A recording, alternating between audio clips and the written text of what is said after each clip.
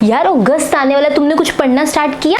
अगस्त paper नवंबर में है, अभी से पढ़ के क्या करना है? अरे अभी मिड सेम्स आ जाएंगे, फिर उसी के मार्क्स असेसमेंट में लगेंगे, दो चैप्टर्स आते हैं उसमें, पढ़ेंगे नहीं तो मिड सेम्स कैसे देंगे? मिड सेम्स वो क्या होता है? अरे फाइनल एग्जाम से पहले कॉलेज वाले मिड सेम्स नहीं लेते जिनके मार्क्स लगते हैं एंड में, और फिर फेस्टिवल भी आने वाले, सारा कैसे पढ़ेंगे? पिछली बार भी ऐसा हुआ था, एंड में बहुत ज्यादा चीजें इकट्ठी होगी। अच्छा फिर तो पढ़ना शुरू करना पड़ेगा, पर इतना सारा सिलेबस स्टार्ट कैसे करें? नया सेमेस्टर है, कुछ समझ नहीं आ। अरे ड्रीम मैथ्स पे पक्का कोई स्ट्रैटेजी आई होगी कि नया सेमेस्टर कैसे स्टार्ट करना है, वो देखते हैं, क्या पता वहां से कुछ आइडिया मिल जाए। बिल्कुल सही कहा, बस अब नए सेमेस्टर का पढ़ना स्टार्ट कर। Hi everyone, this is Bharti, welcome to my channel dream maths. आज हम डिस्कस करने वाले हैं that is how to start the new semester. अगस्त आने वाला है, अभी तक जो पढ़ा जितना पढ़ा साइड पे, लेकिन अब अगस्त से कैसे हम सीरियसली काम शुरू करने वाले हैं वो सारी चीजें आज डिस्कस करेंगे। इस सेमेस्टर में मार्क्स कैसे लेने हैं, बिल्कुल भी एंड मोमेंट पे घबराना नहीं, कैसे शुरू से ध्यान से चीजें करनी है वो सारी चीजें हम डिस्कस कर रहे होंगे। फेस्टिवल्स आने वाले हैं ये सेमेस्टर में, चाहे टाइम ज्यादा होता है लेकिन फेस्टिवल्स भी बहुत होते हैं, और इस सेमेस्टर का जितने भी ओड सेमेस्टर होते हैं, फर्स्ट थर्ड फिफ्थ, इनमें सिलेबस भी ज्यादा होता है। फेस्टिवल्स भी है, सिलेबस भी ज्यादा है, तो वो ना टाइम हमें लगता है बहुत ज्यादा है, लेकिन कहीं ना कहीं वो कम पड़ जाता है एंड तक। तो अगर स्टार्टिंग से थोड़ा थोड़ा ट्रैक पे आ जाए तो लास्ट में दिक्कत नहीं आती। तो फटाफट से डिस्कस करेंगे, ज्यादा लंबा लंबा चीजें नहीं, पूरी उसमें नहीं जाएंगे ऐसे करो वैसे नहीं, पॉइंट टू पॉइंट बात करेंगे ताकि आप फटाफट से चीजें फॉलो करके अपने सेमेस्टर की स्टार्टिंग कर पाओ। अब मेरी बात ध्यान समझना, सारे पॉइंट्स डिस्कस करूंगी फटाफट से, लेकिन पहली चीज आपको ये क्लियर होनी चाहिए, क्या कॉलेज में फर्क पड़ता है हमारे सेमेस्टर में कितने मार्क्स आ रहे हैं? मतलब हमें लगता था ना स्कूल तक सिर्फ फर्क पड़ता था, मैम 12th तक कितने मार्क्स थे, अब कॉलेज में आके भी मार्क्स लें, तो इसका आंसर मैं देने वाली हूँ। क्या कॉलेज में डिफरेंस मतलब फर्क पड़ता है कि हमारे कितने मार्क्स आ रहे हैं? इसका आंसर यस भी है, नो भी। पहली चीज नो क्यों कह रही हूँ, फर्क क्यों नहीं पड़ता मार्क्स से? अगर आपको लगता है कि बिजनेस सेट है फैमिली का, या फिर आपको लगता है सिर्फ डिग्री मुझे नाम के लिए लेनी है कि हाँ मैंने बीबीए बीसीए बीटेक की है, कोई इससे कुछ भी नया नहीं करना, अपने लिए जॉब नहीं ढूंढनी, तो आपको मार्क्स से फर्क नहीं पड़ता, आराम से पास होते जाओ, क्लियर होते जाओ, नॉर्मल मार्क्स लेते जाओ, ठीक है। लेकिन अगर आपको अपने दम पर कुछ करके दिखाना है, जॉब लेनी है, अच्छे पैकेजेस पे जाना है, अच्छे लाइफस्टाइल चाहिए अपने दम पर, तो मार्क्स से इफेक्ट पड़ता है। आपको इंटर्नशिप चाहिए, जॉब चाहिए, अच्छे इंस्टीट्यूट में एडमिशन चाहिए आगे ग्रेजुएशन के बाद, जहां से हाई पैकेजेस लगते हैं, तो वहां पे मार्क्स से इफेक्ट पड़ता है। कट ऑफ लग जाता है 75% 65% कि इससे ऊपर वाले ही इंटरव्यू में बैठ पाएंगे, इंटर्नशिप में बैठ पाएंगे, इस कॉलेज में एंटर कर पाएंगे, ये कॉम्पिटिटिव एग्जाम दे पाएंगे। तो इतना बड़ा कट ऑफ नहीं होता, 95 96 ग्रेजुएशन के बाद इतने बड़े कट ऑफ नहीं होते, कहीं 65 75 85 ऐसे वाले कट ऑफ होते हैं। अगर अच्छे इंस्टीट्यूट में जाना है उसमें कट ऑफ बढ़ जाते हैं 90 95, लेकिन अगर आप 75 से ऊपर चल रहे हो, आप सेफ साइड पे होते हो। कॉलेज में अगर आप इतनी भी मेंटेन कर लो अपनी परसेंटेज 75 से ऊपर, सही है। अब ध्यान से चीजें समझो कि अब सेमेस्टर कैसे स्टार्ट करना है। अब क्लियर हो गया मार्क्स इंपॉर्टेंस रखते हैं या नहीं कॉलेज में? पक्का? चलो फिर स्टार्ट करते हैं। How to start the new semester. आपका सेमेस्टर जुलाई में स्टार्ट हुआ, कभी भी हमें नहीं उससे कुछ लेना। अब अगस्त से कैसे हम अपना न्यू बिल्कुल बिगनिंग करके अपने सेमेस्टर अच्छे से करने वाले हैं। सबसे पहली चीज इज यू मस्ट हैव, जब भी हमने कुछ करना होता है उससे पहले कुछ प्रिपरेशन करनी होती है। आपको कोई ड्राइंग का काम करना है, जो जो चीजें चाहिए मार्केट से ले आते हो, किचन में कुछ बनाना है, जो जो चीजें चाहिए इंग्रेडिएंट्स पहले इकट्ठे करके रखते हो। तो नया सेमेस्टर स्टार्ट करना है, यू मस्ट हैव, कुछ चीजें हैं जो आपके पास होनी ही चाहिए। Number 1, list of subject. Her semester में सब्जेक्ट्स के नेम, सब्जेक्ट्स चेंज होते हैं, तो आपको पता होना चाहिए 5 सब्जेक्ट हैं 6 सब्जेक्ट हैं, ठीक है, लेकिन उनकी लिस्ट होनी चाहिए। मेरे पास इस बार ये सब्जेक्ट्स है, अकाउंट्स 1 अकाउंट्स 2, मेरे पास डीबीएमएस है, ये सब्जेक्ट है, बीटेक में इस बार ये है, आपके पास लिस्ट होनी चाहिए। तो सबसे पहला काम लिस्ट ऑफ सब्जेक्ट, एक जगह नोट डाउन करके रख लो, ये मेरे पास सब्जेक्ट है, ठीक है। आप कहोगे मैम अब कौन नोट डाउन करता है, हमारे पास पीडीएफ्स आ जाती हैं, वहीं से हम सब देख लेते हैं। नहीं, अगर आपको प्रॉपर काम करना है तो एक डायरी लेके उसमें सब्जेक्ट्स की लिस्ट बनाओ, एक पेपर पे लिख के अपने डेस्क के पास रख लो, लो। सेकेंड चीज आपके पास क्या होना चाहिए, सिलेबस होना चाहिए इन प्रिंटेड फॉर्म। पीडीएफ सबके पास फोन में होती है, लेकिन जब मार्क करना होता है कि ये टॉपिक हो गया, ये रह गया, वहां दिक्कत आती है। पूरा सिलेबस तो करना नहीं होता, सिर्फ 75% सिलेबस करके भी आप फुल मार्क्स ले सकते हो कॉलेज के अंदर। इस पे बहुत सारी वीडियोस मेरी ऑलरेडी है, और भी डिस्कशन इस पे चाहिए कि कैसे हम 75% सिलेबस करके भी फुल मार्क्स ले सकते हैं। Let me know in the comment section कि उस पे भी मैं डिस्कशन ले आऊंगी। अब आ जाते हैं, चाहिए क्या, सिलेबस प्रिंटेड फॉर्म में। हो सकता है आपके पास बुक हो तो उसके आगे सिलेबस प्रिंटेड फॉर्म में होता है, तो वो भी ठीक है। नहीं है तो जो भी आपके पास पीडीएफ है उसमें ऐसे लिखा होगा यूनिट 1 और उसके सारे टॉपिक्स लिखे होंगे, यूनिट 2 उसके सारे टॉपिक्स लिखे होंगे। ऐसा सिलेबस आपके पास प्रिंटेड फॉर्म में होना चाहिए, ताकि कल को आप चीजें मार्क कर पाओ कि ये 25 टॉपिक है, 25 तो मुझे करने ही नहीं, मैं यही 18 टॉपिक करके जाऊंगा। 18 टॉपिक्स में से कितने कर लिए, पेंसिल से चीजें मार्क करनी है। तो आपके पास प्रिंटेड फॉर्म में सिलेबस होना चाहिए, ताकि आप चीजों पे ट्रैक कर पाओ कि मैंने कितना कर लिया। नंबर 3, आपके पास बुक्स या नोट्स होने चाहिए। एंड मोमेंट पे भी तो अरेंज करते हो ना कहीं भाग के, तो पहले ही क्यों नहीं। बुक्स नोट्स में क्या होने चाहिए, आप लाइब्रेरी से बुक्स अरेंज कर सकते हो, अपने प्रोफेसर अपने टीचर से पूछ सकते हो, उनके पास अलग अलग कॉपीज होती हैं। टीचर्स के पास बहुत सारी बुक्स होती हैं, हर बार कोई पब्लिशर ने दे दी, उनके पास एक स्टॉक होता है, तो आप उनसे हेल्प ले सकते हो। अब हर किसी को तो टीचर से नहीं मिलेगी, तो जितनों को मिली उतनी ले लेना। और मार्केट से, चाहे जो भी है, बाद में भी तो मार्केट से लोगे ना, तो लास्ट मंथ में जाके लेने से अच्छा पहले ले लो, बेनिफिट तो उठाओ, उतना ही प्राइस रहना, उतना ही सब कुछ रहना है, लेकिन चीज़ें अरेंज करके रखो। तो list of subject, syllabus and book notes पहले होने चाहिए। ये जो जुलाई के थोड़े से दिन बच रहे हैं ना, अगस्त से पढ़ना स्टार्ट करना है, इसमें ये सारी चीज़ें अरेंज कर लेना। Number 4 is previous year question papers. ये अभी अरेंज नहीं भी हो तो चलेगा, लेकिन हो जाए तो बहुत अच्छी बात है। इससे आइडिया लगता है कि जो हम पढ़ रहे हैं चैप्टर्स इंपॉर्टेंट वाले कर रहे हैं ना, उस जो चैप्टर कर रहे हैं उसमें इंपॉर्टेंट क्वेश्चन कौन से है, प्रीवियस ईयर क्वेश्चंस बताते हैं। प्रीवियस ईयर क्वेश्चन पेपर मिलेंगे कहाँ से, फिर से अगेन लाइब्रेरी से भी मिल सकते हैं, टीचर से भी मिल सकते हैं। अगर आप यूनिवर्सिटी कॉलेज जहाँ पढ़ रहे हो उसके आसपास बुक शॉप्स होती हैं, वहाँ जाके पूछो, वो आपको प्रोवाइड कराएंगे। कॉलेज के पास और यूनिवर्सिटीज़ के अंदर एक जो फोटो स्टेट वाली शॉप्स होती है ना, वो भी जब कोई फोटो स्टेट करवाने आया उनके पेपर स्टोर करके रख लेते हैं अपने डाटा में, ताकि मतलब जब कोई अगली बार मांगे वहीं से हम उन्हें प्रिंट आउट निकाल के दे दें। तो फोटो स्टेट्स की शॉप होगी या फिर बुक शॉप्स होगी, वहां से भी प्रीवियस ईयर क्वेश्चन पेपर्स मिल जाते हैं।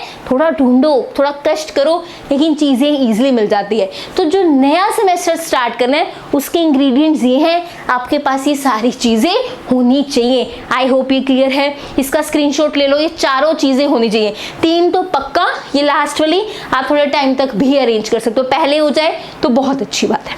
क्लियर है चीज। तो सबसे पहली चीज यू मस्ट हैव, आपके पास ये सारी चीजें होनी चाहिए। अब सेमेस्टर स्टार्ट करना है। नंबर 2 सेकंड चीज, मैम अरेंज हो गई चीजें, अब सेमेस्टर स्टार्ट कैसे करें। स्टार्ट विद 2 सब्जेक्ट से स्टार्ट करना है आपको। एक थ्योरेटिकल सब्जेक्ट होना चाहिए, एक प्रैक्टिकल होना चाहिए। प्रैक्टिकल ना एक साथ नहीं सारा आप कर पाते, तो प्रैक्टिकल को बैलेंस करने के लिए थ्योरी चाहिए होती है। थ्योरी पढ़ पढ़ के बोर हो जाते हैं, उसको बैलेंस करने के लिए प्रैक्टिकल सब्जेक्ट चाहिए होता है। प्रैक्टिकल सब्जेक्ट में दिमाग ज्यादा लगता है, थ्योरी सब्जेक्ट सिर्फ रीड करना है। अभी बताऊंगी किसमें क्या करना है। तो ये एक दूसरे को बैलेंस कर लेते हैं। तो स्टार्ट करते हुए एक थ्योरी का और एक प्रैक्टिकल का सब्जेक्ट रखना है। अगर प्रैक्टिकल थोड़ा हार्ड उठाया है, थ्योरी वाला थोड़ा इजी उठा लो, बट 2 सब्जेक्ट्स आपको चूज करने हैं। ध्यान से कैसे, जिसमें आपको इंटरेस्ट है वो 2 सब्जेक्ट आप उठा सकते हो, लेकिन एक थ्योरी का होना चाहिए और एक प्रैक्टिकल का। नेक्स्ट पे आते हैं थर्ड पॉइंट पे। थर्ड पॉइंट कह रहे हैं what to do in these subjects. Ma'am subjects choose कर लिए, अब इन सब्जेक्ट्स को कैसे स्टार्ट करें। ध्यान से समझना, आपने कोई भी सब्जेक्ट उठाया उसमें वो चैप्टर्स से पढ़ना शुरू कर रहे हैं जो चैप्टर्स ऑलरेडी क्लास में हो चुके हैं, क्योंकि जो मिड सेम्स होंगे वही चैप्टर्स उसमें आ रहे होंगे मिड सेम्स में। सेकेंड चीज, टीचर वही चैप्टर पहले क्लास में कराता है जो इंपॉर्टेंट ज़्यादा होते हैं, जिसमें से क्वेश्चन ज़्यादा आते हैं, मतलब जो आपको करने ही करने हैं वो चैप्टर्स ही टीचर करवा रहा होता है क्लास में। अब माइंड में आएगा मैम क्लास में तो कुछ समझ आया नहीं, तो अब मैं कैसे पढ़ूंगा, मतलब क्लास में कुछ समझ भी तो आया हो, मैंने ये तो कहा ही नहीं आपको समझ आया नहीं, मैंने ये बोला उन चैप्टर से स्टार्ट करो जो आपको क्लास में करवाएं। ठीक है मैम ये 2 चैप्टर्स है, अब बताओ आपको क्लास में समझ आया है तो बहुत अच्छी बात है, नहीं समझ आया तो इट्स टोटली योर रिस्पॉन्सिबिलिटी। आपको डिग्री करनी है, आपको जॉब लेनी है, कोई स्पून फीडिंग अब कॉलेज टाइम में नहीं होती, इस चीज़ के लिए प्रिपेयर्ड रहो, आगे भी आपको अपनी रिस्पॉन्सिबिलिटी लेनी है।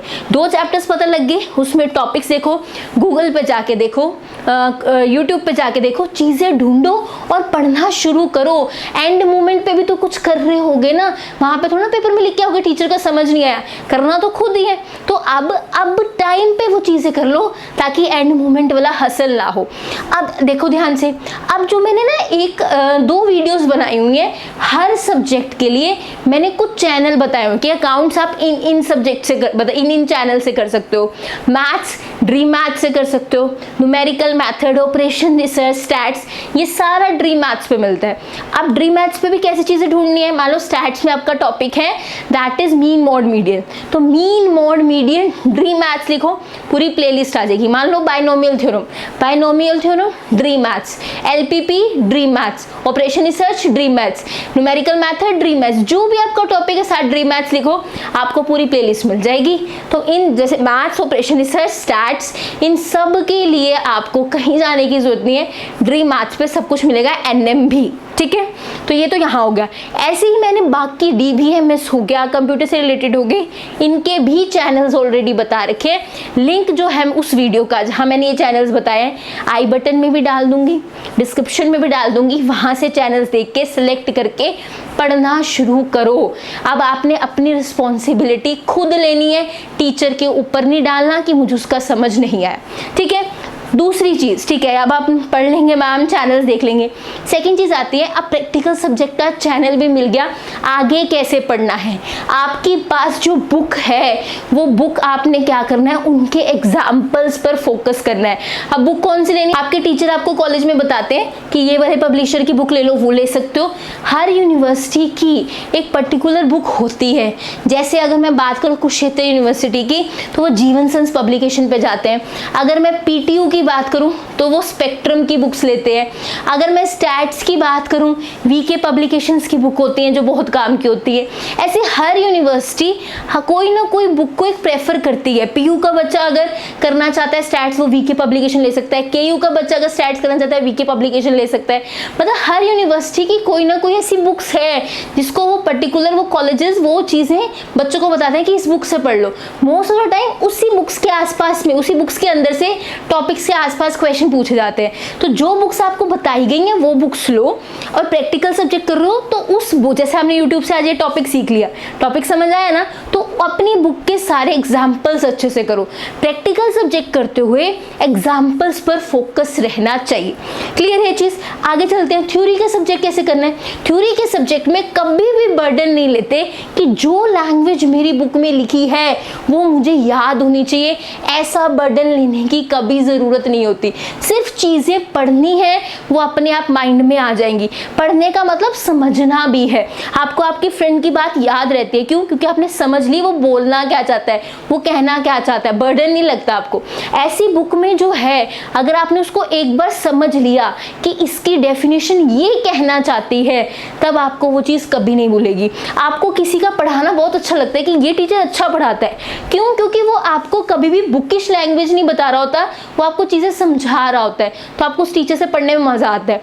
ऐसे ही अगर आप बुकिश लैंग्वेज के पीछे का मतलब समझना शुरू कर दोगे तो थ्योरी का सब्जेक्ट कभी भी क्रैमिंग वाला नहीं लगेगा, आपको इंटरेस्ट आने लगेगा। तो प्रैक्टिकल के एग्जाम्पल्स पर फोकस देना है और थ्योरी के अंदर समझने पे फोकस देना है।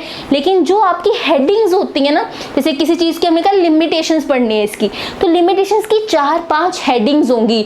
वो 4-5 जो हेडिंग्स है ना वो आपको अच्छे से याद करनी है, अंदर की एक्सप्लेनेशन अपनी लैंग्वेज में डालनी है। वो 4-5 हेडिंग्स पे तो फोकस देना है कि हाँ ये 4-5 मुझे माइंड में रहना चाहिए। अगेन उसमें टेंशन नहीं लेनी, जब आप दूसरी या तीसरी बार वो टॉपिक के चैप्टर पढ़ोगे वो अपने आप ऑटोमेटिकली आपके माइंड में चीज़ें बैठने लगेंगी।